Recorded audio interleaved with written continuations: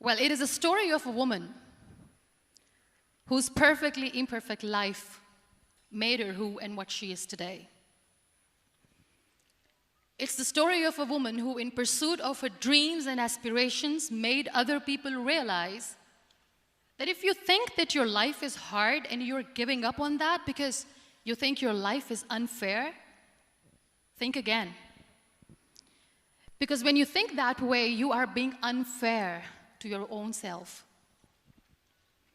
It's the story of a woman who made people realize that sometimes problems are not too big. We are too small because we cannot handle them.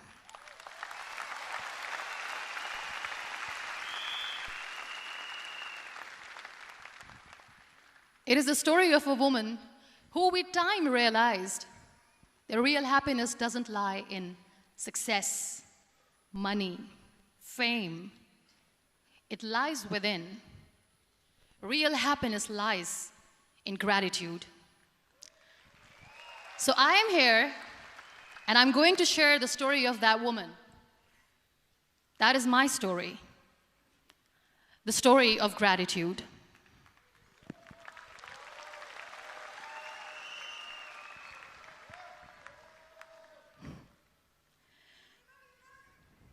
I love you too. I love you all. I believe in the power of words. Many people speak before they think. But I know the value of words. The words can make you, break you, they can heal your soul, they can damage you forever. So I always try to use the positive words in my life wherever I go. They call it adversity, I call it opportunity. They call it weakness, I call it strength. They call me disabled, I call myself differently abled. They see my disability. They see my disability, I see my ability. There are some incidents that happen in your life, and those incidents are so strong that they change your DNA.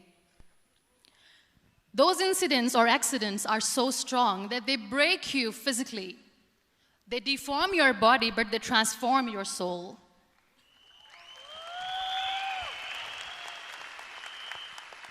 Those incidents break you, deform you, but they mold you into the best version of you. And the same thing happened to me. And I'm going to share what exactly happened to me. I was 18 years old when I got married. And this thing I'm sharing for the very first time on an international level. I was 18 years old when I got married. I belonged to a very conservative family, a Baloch family, where good daughters never say no to their parents. My father wanted me to get married. And all I said was, if that makes you happy, I'll say yes. And of course, it was never a happy marriage. Just about after 2 years of getting married, about 9 years ago, I met a car accident. Somehow my husband fell asleep and the car fell in the ditch. He managed to jump out, saved himself. I'm happy for him. But I stayed inside the car and I sustained a lot of injuries. The list is a bit long. Don't get scared. I'm perfectly fine now. Radius ulna of my right arm were fractured.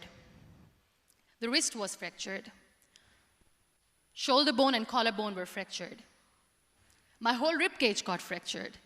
And because of the rib cage injury, lungs and liver were badly injured. I couldn't breathe.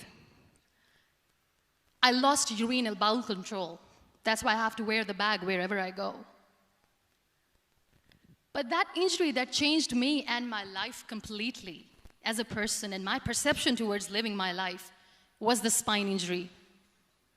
3 vertebrae of my backbone were completely crushed and I got paralyzed for the rest of my life. So this accident took place in a far-flung area in the outskirts of a very small province, Balochistan, where there was no first aid, no hospital, no ambulance. I was in the middle of nowhere in that toppled car. Many people came to rescue. They gave me CPR. They dragged me out of the car. And while they were dragging me out, I got the complete transection of my spinal cord. And now there was this debate going on, should we keep it here? She's going to die, where should we go? There is no ambulance. There was this four-wheeler Jeep standing in the corner of the street. They said, put her in the back of the Jeep and take her to the hospital, which is 3 hours away from this place. And I still remember that bumpy ride. I was all broken. They threw me at the back of the Jeep and they rushed me to the hospital. That is where I realized that my half body was fractured and half was paralyzed. I finally ended up in a hospital where I stayed for 2.5 months. I underwent multiple surgeries. Doctors have put a lot of titanium in my arm. There's a lot of titanium at my back to fix my back.